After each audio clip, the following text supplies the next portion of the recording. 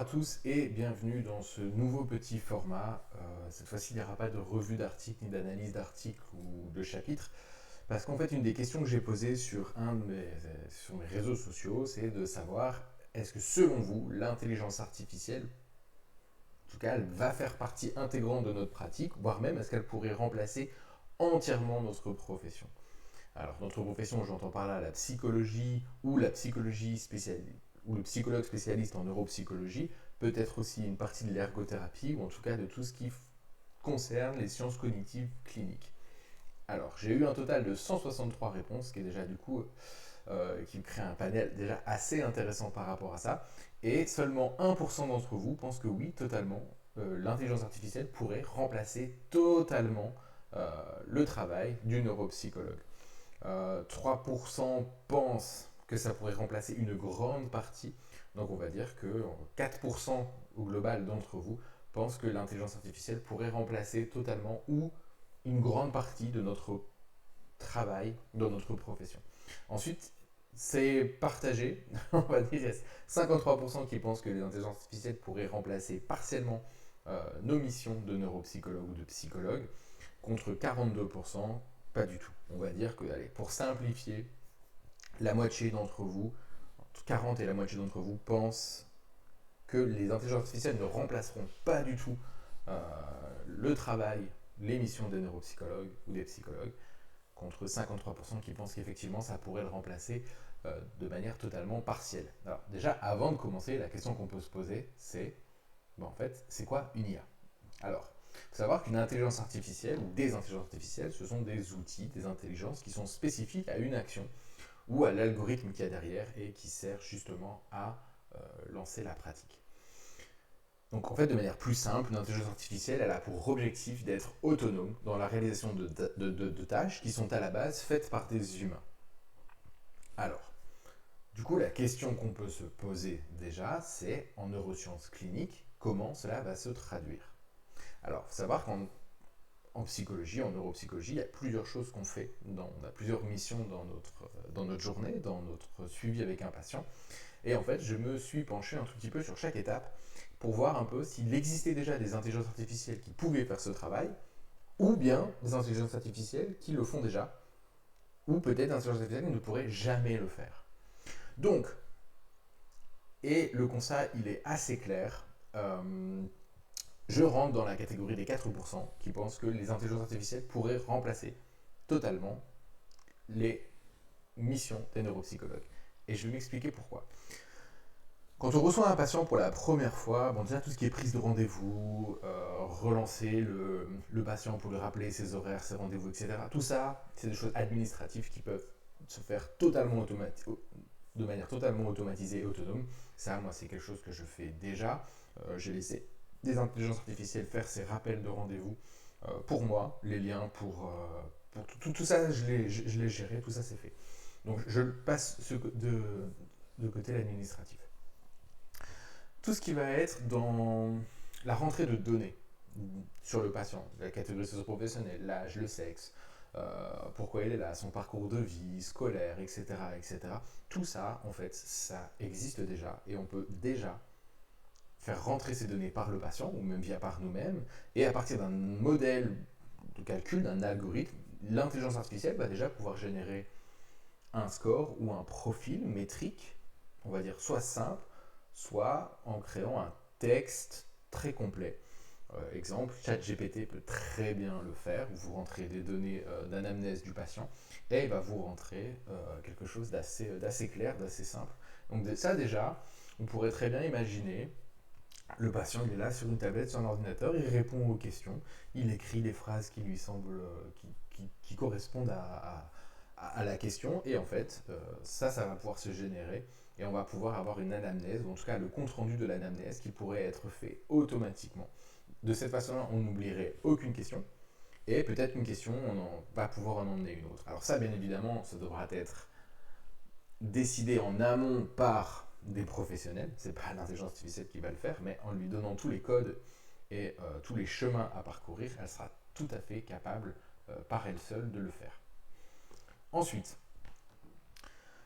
pour donner suite à un problème cognitif ou autre, Alors, avec les données, peut-être que l'intelligence artificielle, elle pourrait poser les questions au moment où il faut. Elle pourrait en fait finalement passer l'entretien clinique à notre place.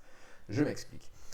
En fonction de ce que va apporter le patient comme réponse, selon certains patterns, les intelligences artificielles seraient amenées à pouvoir poser d'autres questions pour justement affiner le profil et en fait, à partir de là, créer et suivre l'entretien. Alors, soit c'est un entretien par écrit, ce qui permettra, enfin, ce qui limitera en tout cas les interactions humain-machine, mais on pourrait très bien aussi imaginer de créer un avatar virtuel d'un thérapeute dans lequel on pourrait converser directement.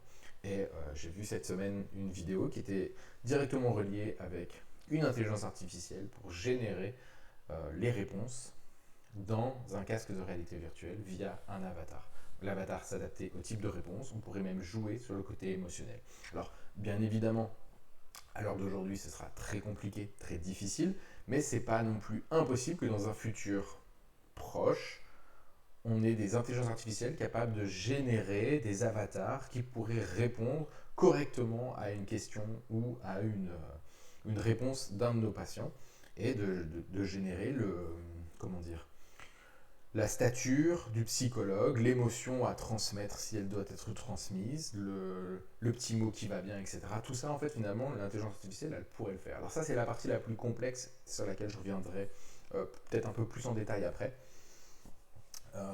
Voilà. En tout cas, ce qui est sûr, c'est qu'à partir de tous ces éléments-là, toutes les questions qui peuvent être posées en amont par des intelligences artificielles ou par des algorithmes, et ben en fait, à partir de là, la rédaction de l'anamnèse pourrait se faire de manière totalement automatique, mais surtout, on pourrait déjà avoir les premiers éléments d'hypothèse sur le diagnostic du patient. L'intelligence artificielle, elle pourrait prendre en compte déjà dans la population par rapport au patient, quels sont les risques qu'il développe telle ou telle pathologie par rapport à son âge, par rapport à ce qu'il nous dit, et en plus elle pourrait poser des questions spécifiques pour justement commencer à détailler son hypothèse. Et après, afin de valider ou non cette hypothèse, elle va pouvoir choisir elle-même les outils psychométriques dans un premier temps et faire passer les questionnaires spécifiques au patient. Exemple, le patient il arrive, il a tout son parcours qui est expliqué, il y a des points qui sont donnés en fonction des réponses, etc. Et peut-être que l'intelligence artificielle pourrait dire, tiens, c'est peut-être une dépression. Ok, donc si c'est peut-être une dépression, il va falloir que je valide ou que j'invalide mon hypothèse. Pour ça, je vais faire passer une échelle de dépression, par exemple. Et donc, la suite de l'intelligence artificielle sera de faire passer ce questionnaire-là au patient, de le coter automatiquement et déjà d'avoir un élément de réponse par rapport à son hypothèse. Sauf qu'en fait, l'intelligence artificielle, elle pourra faire plusieurs hypothèses en même temps. Et elle pourra y répondre de manière totalement efficace et très rapide à ce niveau-là. Parce que bien évidemment, la cotation automatique, c'est un gain de temps monumental. La passation automatisée, la cotation automatisée, elle va aller chercher les normes, elle va répondre à l'hypothèse, elle va rédiger ce compte-rendu comme si c'était un humain qui écrivait cette réponse. Et ça va vraiment être assez intéressant, puisque déjà, à partir de là, l'intelligence artificielle, elle a vu le patient, elle a eu tous les éléments dont elle avait besoin pour pouvoir commencer une hypothèse, elle va avoir ses hypothèses et elle va pouvoir y répondre. Alors, là où ça devient encore plus intéressant et là où je pense que certains d'entre vous pourraient peut-être me rejoindre, c'est que le gros avantage des outils comme ChatGPT par exemple, c'est que en fait, les intelligences artificielles, elles pourraient se lancer dans des diagnostics différentiels. Elle a différentes hypothèses, elle a différentes possibilités de réponse ou de diagnostic, et là, elle doit faire un différentiel. Et en fait, on le sait et on le voit très bien, et je vous montrerai des exemples en parallèle que je vous parle, c'est que euh, si on prend ChatGPT, il est tout à fait capable de faire un diagnostic différentiel. Il sera plus rapide, plus sensible, et il prendra en compte des données issues de plusieurs centaines de références. Il faut savoir que, à mon avis, à ce niveau-là, personne ne pourra battre une intelligence artificielle, surtout si elle est bien faite, sur un diagnostic différentiel. Ça me semble quasiment impossible. Alors à l'heure d'aujourd'hui, oui, mais dans quelques années, quand elle aura assez d'expérience, vous allez voir que ce sera impossible de la battre. Et je sais que mon collègue Sébastien Henrard a fait une petite expérience là-dessus, et je pense qu'il le confirmera certainement, il a été bluffé de voir ce qu'a été capable de faire l'intelligence artificielle comme diagnostic différentiel.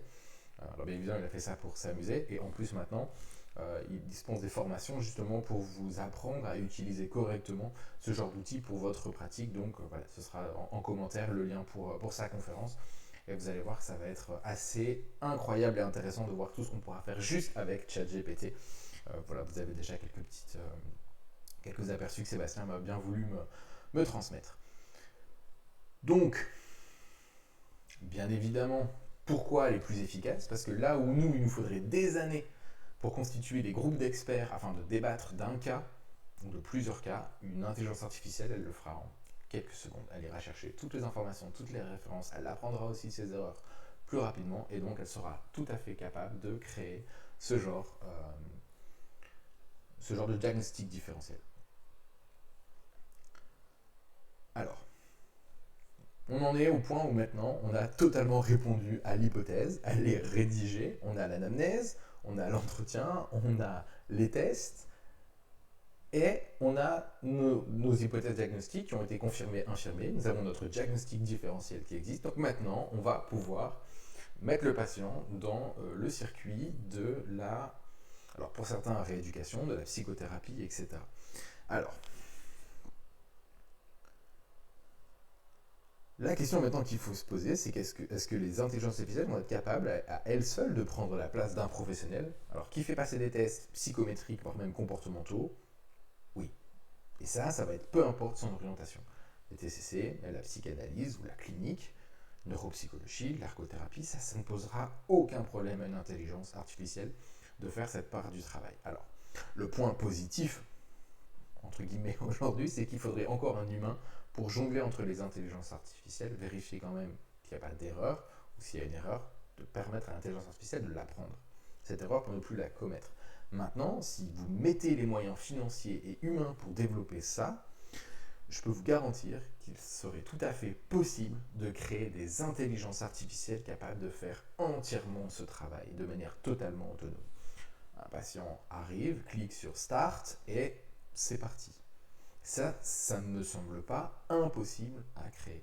Alors après, on va me dire oui, mais il manque le côté humain, l'émotion, l'adaptation, etc. Alors oui, je suis tout à fait d'accord avec vous que bien évidemment, la machine ne remplacera jamais l'humain.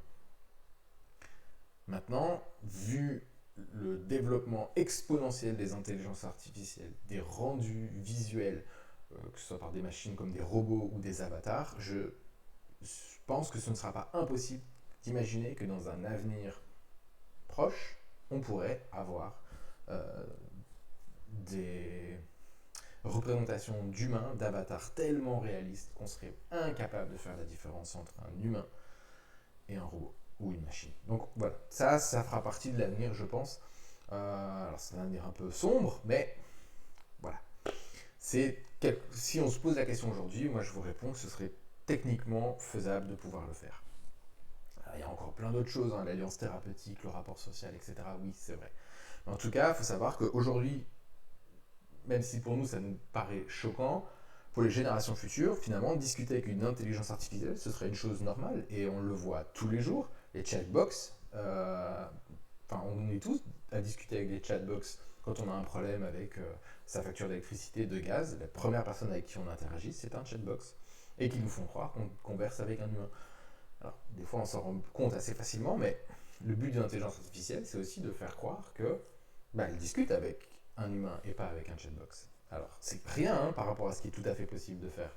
Mais quand on voit que ChatGPT est capable de générer des rapports, voire même des devoirs, et que les professeurs sont dans l'incapacité de faire la différence, voilà, on le voit encore même aujourd'hui avec les images faites en intelligence artificielle, à moins d'aller vraiment dans le détail, mais on regarde comme ça l'image, on se dit ouais, c'est une image réelle. En fait, non, pas du tout. Des images générées par intelligence artificielle qui ont gagné des concours photos.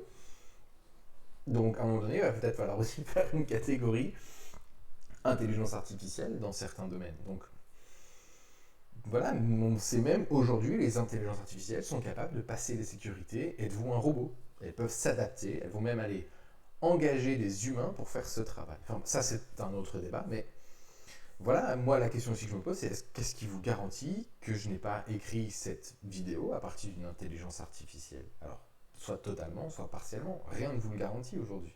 C'est quasiment sûr. Moi, je connais la réponse.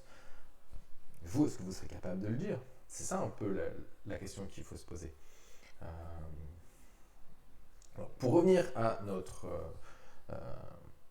question centrale, est-ce que la neuropsychologie ou la psychologie pourrait être entièrement remplacée par des intelligences artificielles? Donc on a vu que pour tout ce qui est diagnostic, hypothèse de diagnostic, entretien, anamnèse, etc., c'est tout à fait possible et envisageable. Maintenant, la question du suivi.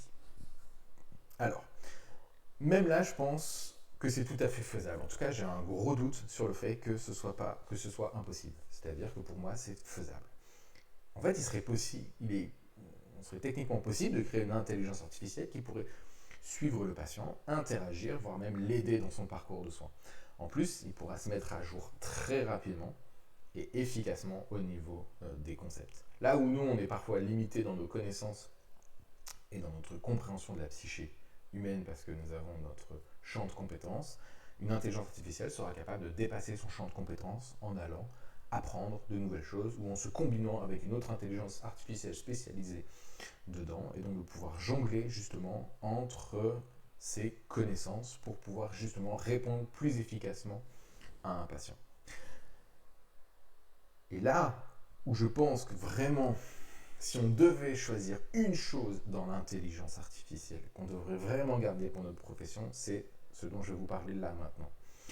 Et c'est là où les intelligences artificielles, elles sont très fortes. C'est qu'elles vont être capables de vérifier a posteriori leurs conclusions. En fait, là où les IA sont très fortes, c'est qu'en fait, ces algorithmes, ils peuvent se renforcer, et presque à l'infini. Et ils vont même devenir de plus en plus précis dans la prédiction. Parce qu'en fait, ils vont engendrer des millions de données, avec toutes les influences culturelles, géographiques, etc. Là où nous, on va avoir des années de suivi de nos patients pour voir si ce qu'on a fait a eu un impact positif sur un de nos patients, ou allez, sur, on va dire, 30, 40 de nos patients, ben, les intelligences artificielles au travers le monde seraient capables de pouvoir générer ce que nous on a fait, mais sur des centaines de milliers de patients avec différentes approches. Alors, faut savoir qu'aujourd'hui, on est dans l'incapacité, nous, humainement parlant, d'être sûr à 100% que ce qu'on fait, on l'a bien fait ou on le fait bien. Il est impossible pour nous de combiner assez de données pour augmenter nos statistiques et avoir un pouvoir prédictif fort. Et ça parce qu'on ne suit pas nos patients parfois assez longtemps, on ne peut pas mettre en place un suivi sur plus de 100 patients sur une année. Si le patient change, est-ce qu'on a de lieu de vie? Est-ce qu'on va avoir les retours exacts, etc. C'est cette incertitude constante qui va concerner les approches et les diagnostics qu'on a mis avec nos patients. On doit vivre avec cette incertitude constante. Mais la question, c'est de savoir, est-ce que les intelligences artificielles vivent avec cette incertitude constante? En fait, la réponse est non. Une intelligence artificielle ne se lancera que si elle a un taux d'exactitude certain. Elle ne fera pas, si on décide, voilà, on dit, voilà, en dessous de 95% d'exactitude, tu ne lances pas cette prise en charge, ça passe par un humain. Je sais pas, on peut imaginer peu importe ce qu'on veut. En tout cas, ce qui est tout à fait possible et envisageable, c'est que laisser la machine avoir un pouvoir de prédictif beaucoup plus fort. Alors, là où on doit être intelligent, c'est que ça doit nous aider, en fait. Ça doit nous aider justement à mettre en place ce type de choses. Les intelligences artificielles doivent nous aider dans la prédiction, de la récupération, par exemple en rééducation. Je vais vous montrer ça juste après. Mais également, surtout, ce qui est aussi la validation du diagnostic. Là où l'intelligence artificielle, elle permettra d'avoir une exactitude plus proche, elle doit pouvoir nous aider à prendre la bonne décision et à faire le bon parcours de soins. Alors, l'humain, bien évidemment, c'est pas binaire. C'est aussi ça la beauté de travailler en sciences humaines. C'est que c'est pas une machine ou un ordinateur qui fonctionne en 0 ou 1. Mais je pense qu'il est tout à fait possible de créer des algorithmes qui comprennent et qui reproduisent le comportement des humains, voire même son intelligence adaptative. Et ça, on le voit de plus en plus, puisqu'on est capable de tromper les humains par des intelligences artificielles. Mais là où il faut être plus intelligent et plus malin, c'est vraiment s'en servir comme support. Alors, comment? En fait, il y a un nouvel article qui est sorti. Alors, nouvelle. je ne vais pas dire qu'il date, mais il a quelques années, je crois des années 2000, d'une équipe espagnole, Marcano Cedeno et collaborateurs, Data Mining Applied to the Cognitive Rehabilitation of Patients with Acquired Brain Injury. Donc, en Espagne, ces chercheurs ont attribué des valeurs à des données de plus de 1120 patients, ce qui est pas rien, hein, et c'est sur 183 047 exercices de rééducation. Donc, ils ont un point de départ de 1120 patients, ils ont 183 047 données à exploiter, et après, ils ont 1120 patients post-rééducation. En fait, en essayant 3 algorithmes, arbre de décision, réseau de régression neuronale ou un calculateur par perceptron, donc lui peut revenir en arrière, générer de nouvelles lois de calcul, etc. Bref, c'est pas le débat. Avec un arbre de décision simple, on est capable de prédire l'amélioration au test cognitif selon le point de départ et les variables spécifiques de chaque patient. Un patient rentre dedans, dans l'algorithme, on sera capable de dire, après de 90,38% de moyenne, le taux de récupération des fonctions cognitives selon le protocole qui est mis en place. Donc, si vous voulez, c'est-à-dire que l'intelligence artificielle pourrait dire, ce patient qui rentre, si on veut qu'il récupère 15% de ses fonctions cognitives par rapport aux tests qui ont été établis au départ et ceux qu'on veut à l'arrivée, il faut faire ça, ça, ça, ça, ça et ça. Et ça, c'est juste génial de pouvoir enfin avoir la possibilité d'estimer un taux de récupération. Moi, je trouve ça juste incroyable. Mais il faut commencer à faire confiance à la machine, il va falloir lui donner à manger, qu'elle puisse apprendre, etc. Et je pense que même en allant plus loin, ces intelligences artificielles pourraient également remplacer le professionnel dans la mission même de la rééducation, de proposer des exercices, de s'adapter. Tiens, il a échoué, hop, je reviens en arrière, je refais, je recalcule le pourcentage au fur et à mesure, j'affine. Tiens, le patient il a besoin de autant de mémoire de travail pour pouvoir fonctionner dans sa vie quotidienne, ben voilà ce que je vais mettre en place pour pouvoir augmenter ça parce que j'ai besoin de ça pour pouvoir travailler sur ça, etc. Et ça va lui prendre des microsecondes. Là où nous, ça nous prendra plusieurs minutes, heures, jours, semaines pour tout comprendre, en quelques microsecondes, une intelligence artificielle, elle pourra le faire. Alors, du coup, si je dois conclure, je veux dire que est-ce que les IA peuvent remplacer les thérapeutes? La réponse, ben c'est oui. En fait, les outils existent déjà, ils sont déjà présents. On ne les a pas encore mis en place, mais ils existent déjà et vous en servez tous les jours. Alors heureusement, ce n'est pas la volonté des pouvoirs publics et des institutions, mais face aux problématiques sociétales qui sont liées à la profession, ben on le voit bien, il n'y a pas assez de professionnels, il n'y a pas assez de moyens et de temps pour être efficace. Face à une population qui présente de plus en plus de difficultés psychologiques, psychiques et cognitives, eh ben, il faudra à un moment donné confier certaines de nos missions à des intelligences artificielles. Je pense qu'on n'aura pas le choix pour certaines choses. Puisque une IA, elle fera certainement un meilleur diagnostic, une meilleure prédiction de récupération. Ils vont être capables de générer un parcours de soins spécifique et adapté. Elle va vérifier son efficacité en temps réel, l'adapter et elle pourra suivre le patient à travers d'autres outils. Et là, je pense que c'est là où ça devient compliqué. C'est qu'en fait, la question qu'il faut se poser après, c'est ok, les intelligences artificielles peuvent faire une partie de notre travail et donc nous, on va gagner du temps. Qu'est-ce qu'on va faire de ce temps? Est-ce qu'on va prendre plus de temps pour l'accompagnement du patient, ce qui serait la bonne réponse? Ou bien ça va nous permettre tout simplement de prendre plus de patients et donc de ne pas pouvoir approfondir le suivi avec nos patients. Et ça, ce serait pour moi la mauvaise réponse. Donc, pour résumer, le but des intelligences artificielles, c'est bien de nous éviter la reproduction de tâches répétitives qui sont parfois soumises à l'erreur et qui peuvent parfois être généralisables. Mais en tout cas, si on prend les missions des praticiens, entretien, anamnèse, tout ça, ça peut être tout à fait automatisable. Rédaction d'une hypothèse, choix des outils psychométriques, des observations comportementales à travers des questionnaires, cotation, rédaction, conclusion, diagnostic différentiel, mise en place d'un protocole de rééducation, mise en perspective de ce protocole de rééducation, ce suivi du patient, ça c'est quelque chose qui serait tout à fait faisables techniquement par des intelligences artificielles. Du coup, la question qu'il faut se poser, c'est que quelle est ma force à moi en tant qu'humain par rapport à la machine. C'est là qu'il faudra vraiment avoir cette réflexion par rapport à ça. Donc moi, je vous encourage à utiliser des intelligences artificielles dans votre travail qui vont vous permettre d'aller plus loin et d'approfondir certains concepts avec vos patients pour pouvoir aussi vous libérer. C'est vraiment, cette question, c'est se libérer du temps pour pouvoir faire d'autres choses et aller beaucoup plus loin.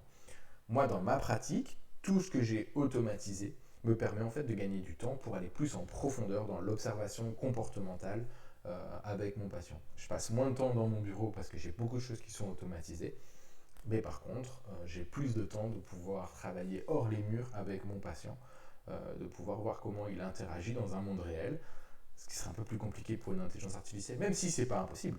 Mais en tout cas, à l'heure d'aujourd'hui, l'automatisation doit vous permettre de pouvoir faire plus de choses et d'approfondir avec votre patient. N'ayez pas peur des intelligences artificielles. Oui, elles remplaceront certaines de vos missions. Pas toutes, mais en tout cas une bonne partie. Et on va dire que si un praticien ne fait que du diagnostic, une intelligence artificielle pourrait très bien faire que ça si on utilise des outils psychométriques très simples, papier-crayon informatisé. Ça, l'intelligence artificielle le fera très bien et même mieux que vous. Je suis désolé de vous le dire, mais elle le fera bien mieux que vous. Et mais n'ayez pas peur de les utiliser, mais conservez ce temps pour pouvoir faire autre chose avec votre patient. Voilà, c'est tout pour moi. C'était un peu compliqué de parler de tout ça parce que j'ai parfois un peu l'impression que ça vous fait peur, c'est un peu l'inconnu pour certains. Mais voilà, n'ayez pas peur des intelligences artificielles, utilisez-les, commencez à vous former sur l'intelligence artificielle. Je vous mettrai quelques liens aussi en commentaire pour que vous puissiez voir aussi quelle est la force des intelligences artificielles pour votre pratique. Donc vraiment, n'ayez pas peur du tout de les utiliser, d'aller regarder ce qu'elles peuvent faire pour vous, comment elles peuvent vous faciliter la vie et votre travail afin d'être plus efficace dans la qualité de votre travail et non dans la quantité. Voilà, je vous souhaite à tous une bonne journée.